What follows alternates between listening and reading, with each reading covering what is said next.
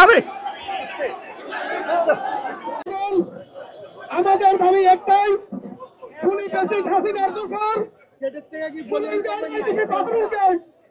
অবিলম্বে অপসারণ করে গ্রেপ্তার করে বিচার নিশ্চিত করতে হবে।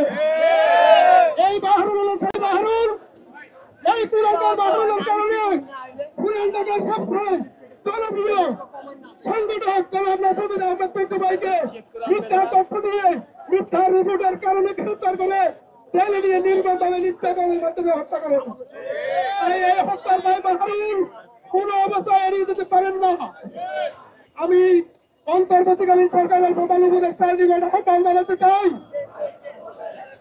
22,000 লোক বন্ধ হয়ে গেছে, 15টা অধিক লোক মৃত্যুবরণ করেছে, 15,000-এর মতো লোক তাদের খুবই যুদ্ধে হারিয়েছে। এতদিন পরেও খুনি হাসিনা দোষর আইজিপি বাহারুল কিভাবে হয়? আপনি অনতিবিলম্বে আইজিপি বাহারুলকে অপসারণ করে তাদের গ্রেফতার এবং বিচার নিশ্চিত করতে হবে। আমাদের এই আন্দোলন সবসময় শান্তিপূর্ণ আন্দোলন থাকবে না।